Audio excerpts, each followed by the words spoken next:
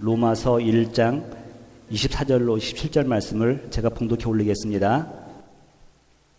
그러므로 하나님께서 그들을 마음의 정욕대로 더러움에 내버려 두사 그들의 몸을 서로 욕되게 하게 하셨으니 이는 그들이 하나님의 진리를 거짓 것으로 바꾸어 피조물을 조물줄보다 더 경배하고 섬김이라. 주는 곧 영원히 찬송할지로다. 아멘.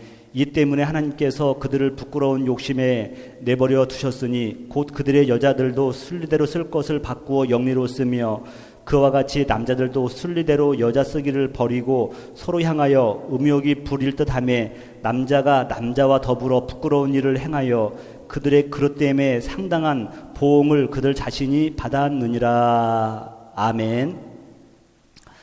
자, 오늘은 내버려 둠이 심판이다라는 제목으로 말씀을 나누려고 합니다.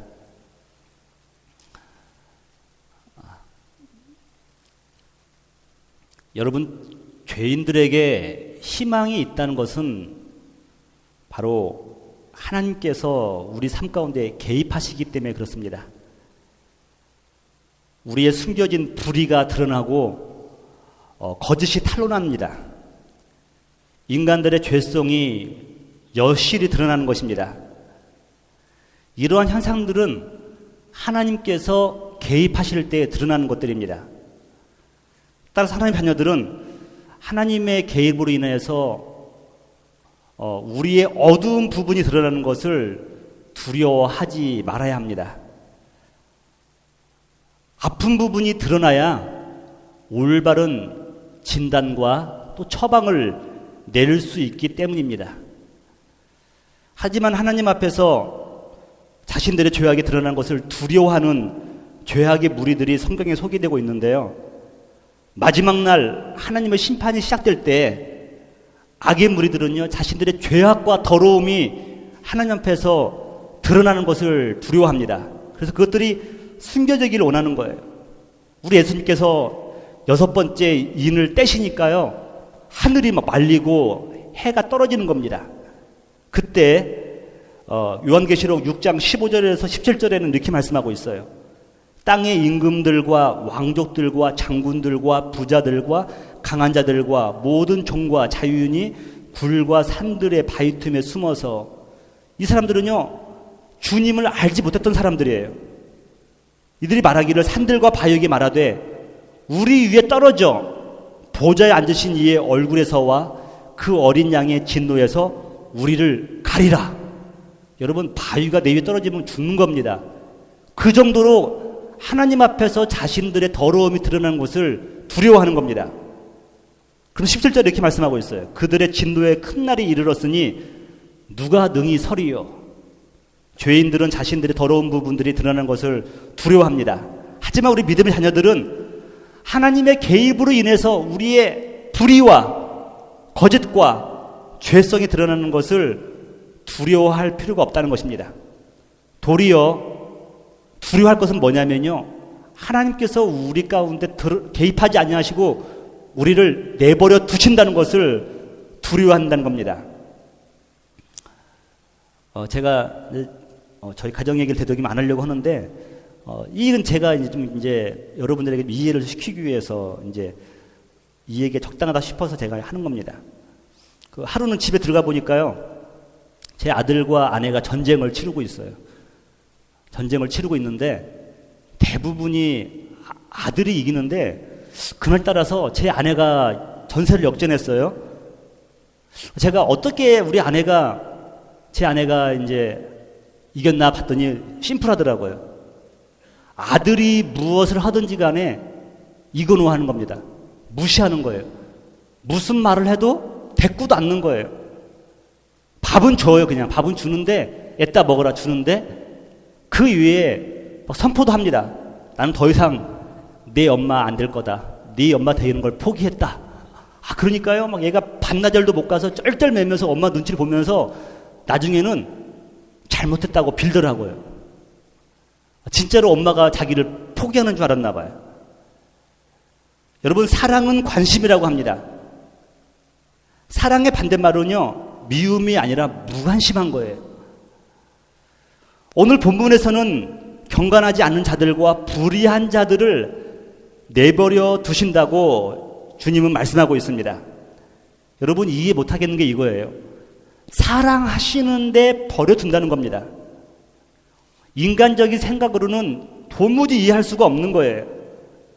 그래서 오늘 본문 중심으로 해서 하나님께서 죄인들을 내버려 두신다고 하는 그 의미와 목적이 무엇인가를 한번 생각해 보려고 합니다. 첫 번째로 내버려 두심은 심판이에요. 예수님의 꿈은 모든 인류를 구원하시는 것입니다. 유대인이나 이방인이나 할 것 없이 모든 영혼들을 구원하시는 것이에요. 여러분 그럼에도 불구하고 오늘 본문에서는요 죄인들을 세 가지 측면에서 내버려 두신다고 말씀하고 있습니다. 여러분 오늘 보시면 24절에 보면 정욕대로 더러움에 내버려 두신다라고 말씀하고 있습니다.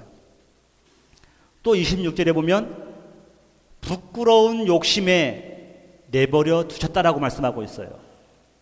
또 28절에 보니까 상실한 마음대로 내버려 두셨다라고 말씀하고 있습니다. 여러분 일반적으로 하나님께서 죄인들을 내가 참고 인내하시는 것은 은혜입니다. 회개할 기회와 시간을 주시는 거예요. 하지만 내버려 두시면요 심판입니다. 결코 잘해서 내버려 두는 것이 아니라 그 자체가 심판이라는 겁니다. 저 여러분들은 돌아온 탕자 이야기를 잘 알 것입니다. 돌아온 탕자, 돌탕이라고도 하는데 여러분 그 아들이 돌아왔을 때 아버지가 그에게 반지도 끼워주고 옷을 입혀주고 살찐 송아지를 잡으면서 잔치를 해주는 것을 첫째 아들이 듣게 됩니다. 들었을 때 뭘 발견할 수가 있냐면은 그들이 먼 타국에 가서 둘째 아들이 타국에 가서 허랑방탕한 생활을 한 것을 이미 아버지나 형이 다 알고 있었다는 것입니다. 여러분 안 좋은 소식은 좋은 소식보다 10배 속도가 빠르다고 그래요. 그래서 또 사람의 집중력이 부정적인 말이 긍정적인 말보다 부정적인 말이 훨씬 집중력이 뛰어나다고 그래요. 사람이 이렇게 안 좋은 소문, 부정적인 것에 귀를 관심을 가오르기 때문에 당연히 둘째 아들이 먼 타국에서 허랑방탕한 생활한 것을요 아버지는 다 알고 있어요. 형도 알고 있어요. 형이 뭐라고 화를 내냐면요 누가복음 15장 보니까 아버지의 살림을 창녀들과 함께 삼켜버린 이 아들이 돌아오매 이를 위하여 살찐 송아지를 잡으셨나이까 라고 하면서 아버지를 탓하는 걸 보니까 알고 있었어요. 언급은 없지만 아마도 둘째 아들이 줄임배를 채우기 위해서 돼지가 먹는 쥐염 열매를 먹고 있다는 것조차도 아마 아버지와 형은 알고 있었을 것입니다. 여러분 근데 아버지의 반응이 재밌어요. 아버지의 반응은 내버려 두심입니다. 이 아버지의 능력은요 사람을 보내서 그 아들을 귀한 아들을 데리고 올 수도 있었습니다. 하지만 철저히 내버려 두십니다. 우리가 뭘 발견할 수가 있냐면 아버지의 품을 떠난 탕자의 최후가 무엇인가? 이건 자유가 아니라는 거예요.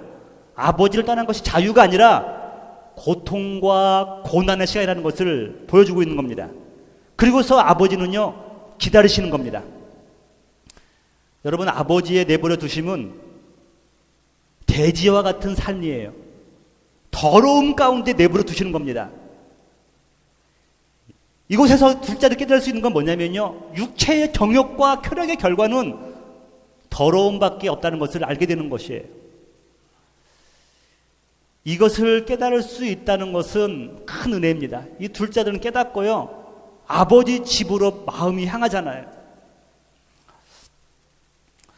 요즘에 그 고국에 그 예능 프로그램들이 참 많이 생겼는데 대부분들이 이제 자기가 어떤 이상한 표정을 지어서 상대방을 웃기는 것이 아니라 자신의 그 리얼 스토리를 통하여서 상대방에게 감동을 주는 그 예능 프로그램들이 주를 이루는 것 같습니다. 그리고 우리 귀를 쫑긋하게 만드는 그런 스토리들이 있는데요. 그 스토리들이 그 사람이 잘나서 성공했다는 이야기는 별로 관심이 없어요. 근데 그 사람이 실패와 아픔을 겪은 이야기를 할 때면요 말하는 사람이나 듣는 사람들이 힐링을 느끼는 것 같아요. 힐링을 느끼는 거예요. 근데 여러분, 그들이 나와서 겪는 아픔과 고통의 공통점을 좀 제가 하나 발견할 수 있는 게 뭐냐면 이거예요. 대부분들이 아는 지인들에게 사기를 당해서 금전적인 어려움을 겪는다는 것입니다. 대부분의 연예인들이 많이 그러더라고요. 그들은 마치 자신들이 순진하고 뭘 몰랐기 때문에 당했다고 말을 하고 있지만 저는 꼭 그런 것만 같지 않아요. 그들의 내면 속에 숨어있는 한탕주의, 일확천금에 대한 욕심이요, 사기를 치는 그 사람들의 마음의 의도를요 보지 못하게 하는 겁니다. 사기친 사람도 나쁘지만 그냥 그들에게 당하는 사람들도 한번 생각해 볼 필요가 있습니다. 물론 억울하게 당한 사람도 있겠죠. 바로 이 점이 부끄러운 곳에 내버려 두는 것입니다. 사도 바울은 이어서 말하기는 이렇게 말해요. 여러분, 동성애, 지금 목사가, 제가 영어로 안 읽으면 다행이지만 목사가 강단에서 동성애에 대해서 얘기하면 큰 문제가 될 수도 있는데 성경대로만 하겠습니다. 동성애가 부끄러운 욕심임을 사도 바울이 지적하고 있어요. 동성애자들은 말을 합니다. 우리는 내추럴하다, 내추럴. 자연적이다. 태어날 때부터 우리는 동성애로 태어났다는 것입니다. 근데 성서학자나 저는 볼 때 그 초이스예요. 자기가 선택하는 거예요. 여러분, 이성애자가 와이프를 서너 번 바꾸면요, 아마 그건 아주 낙인 찍히기도 남을 겁니다. 아주 그 사람은 아주 파렴치한 사람으로 보일 거예요. 하지만 동성애자들은요, 평균 일생 살아가면서 500명의 파트너를 바꾼다고 합니다. 근데 그것을 누가 뭐라고 하는 매스컴이 없어요. 여러분, 이것이 나중에는요, 그들의 부끄러움이 아니고 무엇인가에 대해서 성경에서 말씀하고 있는 겁니다. 사도 바울은요, 그 부끄러움 가운데 내버려 뒀다고 말을 하고 있는데, 여러분, 그 동성애자들의 평균 수명이 보통 사람보다 20년 정도 짧다고 그래요. 각종 질병으로 시달린다는 거예요. 제가 차마 말할 수 없는 질병들이 되게 많아요. 하지만 이것에 대해서는 세상은 언급하지 않습니다. 부끄러운 욕심에 내버려 둔 결말은요, 쓰고 쓴 것뿐이라는 것을 마지막에 알게 될 것입니다. 내버려 두는 거예요. 여러분, 어린아이들이 어리죠, 당연히. 그 펫이라든가 반려동물들을 키우다가 그 생명을 잃거나 그들이 이제 잃어버리게 되면 그 마음에 상실감을 느끼는데요. 어렸을 때 상실감을 많이 느끼면 느낄수록 나중에 어른이 되어서도 건전한 생활을 할 수가 없다고 그럽니다. 상실감을 많이 느끼면은요, 버림받았다고 하는 느낌이 드는 거예요. 펫이 죽었는데 펫이 나를 버렸다고 생각하는 거예요. 부모님이 디보스해서 헤어졌는데 자녀들은 자칫 잘못 생각하면은 부모들이 나를 버렸다고 생각할 수도 있다는 겁니다. 그래서 이런 상실감이 많이 있으면 있을수록요, 나중에 어른이 되면 뭐가 되냐면은요, 두려움이 오는 거예요. 누굴 만날 때도 헤어질 것에 대한 두려움이 있고, 이것이 오히려 집착으로 가가지고 상대방을 막 묶는 겁니다. 그래서 더 상대방이 더 견디기 어렵게 만드는 거죠. 그래서 올바른 관계를 만들 수가 방해하는데 상실감이라고 그래요. 여러분, 인간에게 있어서 가장 큰 상실감은 뭐냐면요, 아담과 이브가 에덴 동산에서 쫓겨나는 것입니다. 다른 말로 하면 하나님과의 관계가 단절된 걸 말하는 거예요. 하나님과 단절되는 순간요, 그들 마음 가운데는 상실감이 생기는 겁니다. 하나님을 떠난 인간이 얻을 수 있는 것은 뭐밖에 없냐면 고통밖에 없었다는 거예요. 해산의 수고롭게 일을 해야만 먹을 수 있는 것입니다. 하나님과의 관계가 원만한 사람들은요, 집착하지 않아요. 이런 고백을 해요. 세상과 나는 관계없고 구속한 주만 보이도다 그래요. 그런데 하나님과의 관계가 깨진 사람들은요, 어느 그것을 차지하기 위해서 다른 것들에 집착한다는 겁니다.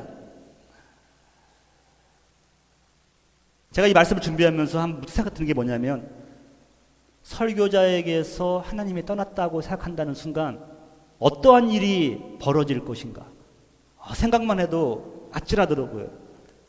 하나님이 떠난 인간들은요, 상실감 속에서 집착할 수밖에 없는 인간으로 되는 겁니다. 그래서 여러분, 내버려 두며 아픔인 것은 사실입니다. 하지만 이것을 통하여서 때로는 하나님께서 우리 영혼들을 부르고 계셔요.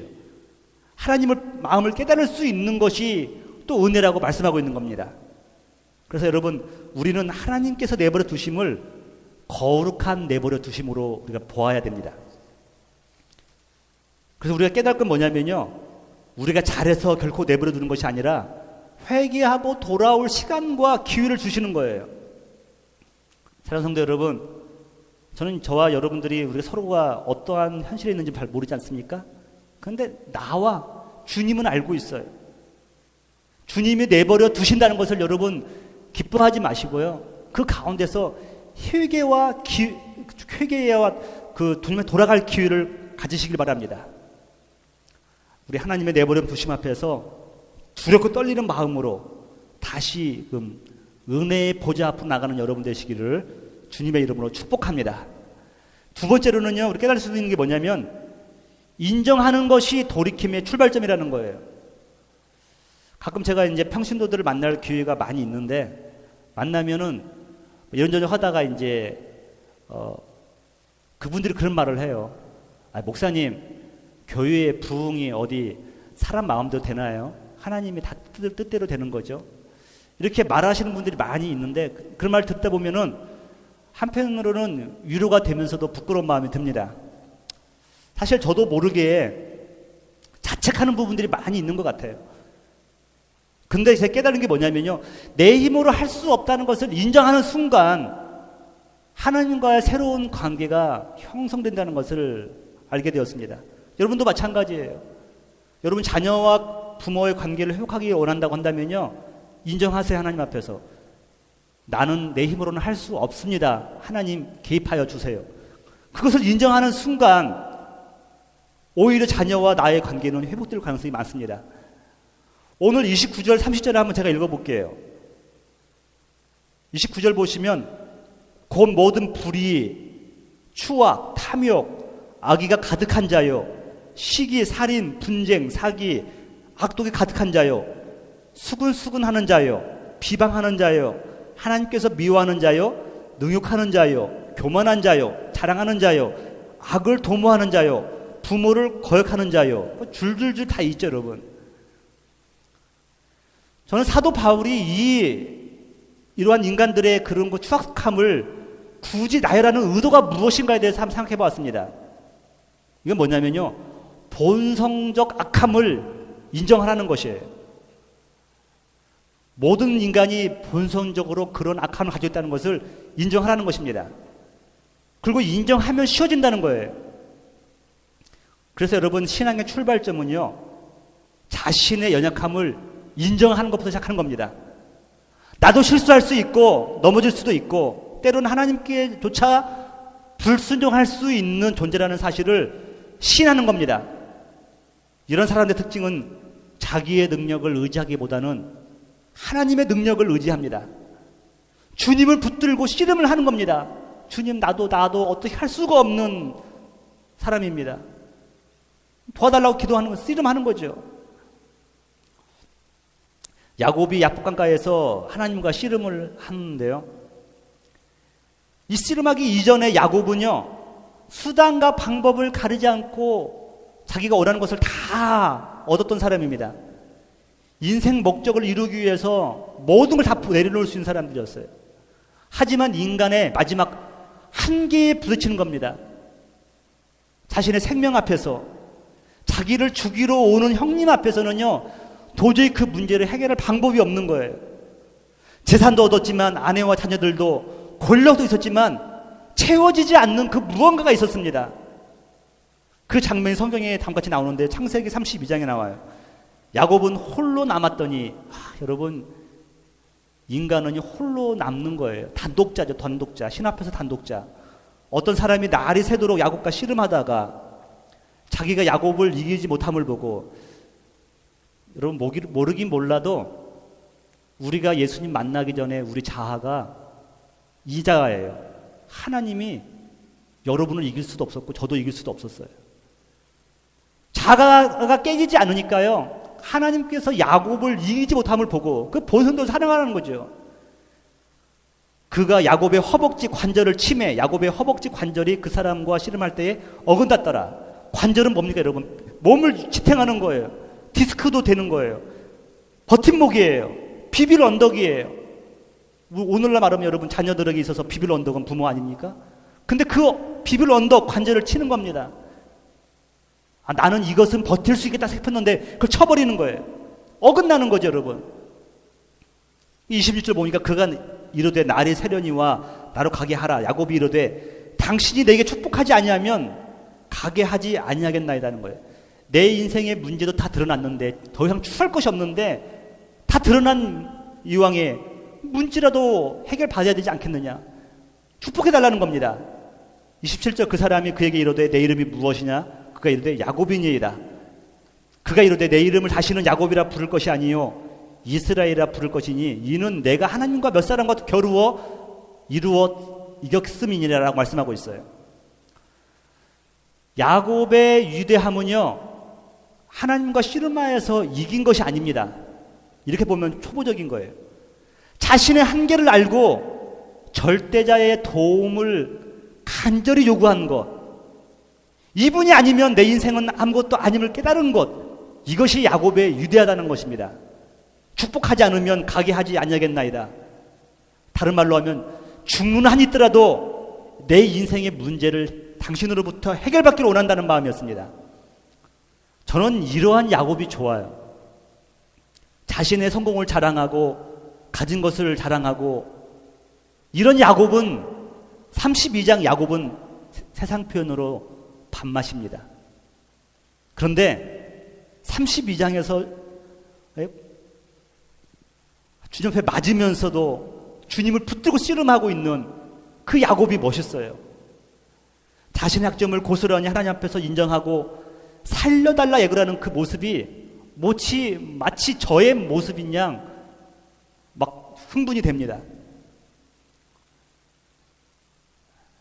사람은 누구나 위기의식을 느낄 때 불안감을 느끼기도 하죠. 그래서 이 불안감을 느낄 때 가장 좋은 방법은 뭐냐면 야곱과 같이 하나님 앞에서 바짝 엎드려서 도움을 구하는 겁니다. 하지만 많은 사람들은요, 위기로부터 불안감을 해소하기 위해서 인간적인 방법을 찾고 연구해요. 영적으로 건강하지 못한 거죠. 그 중에 하나가 블레임인데, 아담은 이브를 블레임합니다. 이브는 뱀을 블레임하죠. 그러니까 하나님이 들어보니까 결국 뭐냐면 하나님이 뱀을 만들었기 때문에 그 일이 일어났다는 거예요. 이 블레임의 끝은 어디냐면 하나님으로부터 귀결되는 거예요. 이런 방법으로서는 인생 위기에서 탈출하는 것은 바람직하지 못하죠. 자기의 약함을 솔직하게 인정하는 것, 이것이 오히려 하나님을 만날 수 있는 기회라는 겁니다. 사랑하는 성도 여러분, 우리 하나님 앞에서 나보다 나를 더 잘 아시는 그분 앞에서 내 인생의 위기가 무엇이며 한계가 무엇인가를 고백해야 됩니다. 그 순간 우리 인생에 하나님께서 개입하게 될 것이고 우리 인생의 새로운 길이 열릴 줄 믿습니다. 마지막으로는요, 끝을 바라보며 살자는 거예요. 끝을 바라보며 살자. 기독교의 역사는 직선관입니다. 불교의 역사는 원이죠. 그래서 돌고 도는 겁니다. 그런데 우리 기독교 역사는요, 직선적이에요. 한 번뿐인 인생이라는 거예요. 우리 하나님은 알파와 오메가이십니다. 처음과 나중이심을 스스로 천명하시고 계십니다. 이 시대를 살아가는 참 지혜자는요, 끝을 바라볼 줄 아는 것이야 자야 됩니다. 여러분, 인간의 본성대로 내 마음대로 산 결과는 무엇입니까? 32절에 나와 있어요. 그들이 이 같은 일을 행하는 자는 사형에 해당한다는 것을 알고도 말씀하고 있어요. 오늘 로마서를 보면서 참 우리가 재밌게 느끼는 게 뭐냐면요, 사도 바울이 죄인들이 자기가 죄를 짓고 있다는 것을 알고 이 죄를 지으면 죽는다는 것을 알고 있다는 것입니다. 어떤 사람들이 그러죠. 나쁜 짓 하는 사람들이 내가 이러다가 천벌받지, 이런 말을 하지 않습니까 여러분? 더 나아가 자기들 뿐만 아니라 그런 일을 행하는 자들을 옳다 여긴다는 거예요. 여러분, 예로부터 나쁜 짓을 할 때는요, 혼자 하면 재미가 없는 법인가 봐요. 아주 여럿이 이렇게 모여서 할 때 더욱 담대해지는 것을 좀 느끼는 것 같습니다. 전에 저희가 아파트 살 때 그 쓰리베드룸이었는데요. 하루는 제가 퇴근하고 집에 갔는데 애들 방 문 앞에 큰 사진이 오려 붙여져 있는 거예요. 괜찮다. 또 며칠 지나고 보니까 그 이제 아들 방 문 앞에 문이 또 이제 큰 이제 연예인 사진이 오려서 붙여져 있는 겁니다. 얘들이 이런 데 관심을 갖는구나 생각을 했습니다. 또 얼마 지난 후에 보니까요, 이제는 저희 방, 부부 방에 밑에서부터 하트가 점점 커지면서 한 절반까지 하트로 문을 다 도배를 한 거예요. 근데 누가 물어보니까 우리 막내가 했다는 거예요. 가지고 딸을 키우다 보니까 이런 아기자기한 재미도 있겠구나라고 생각을 하고 넘어갔는데요.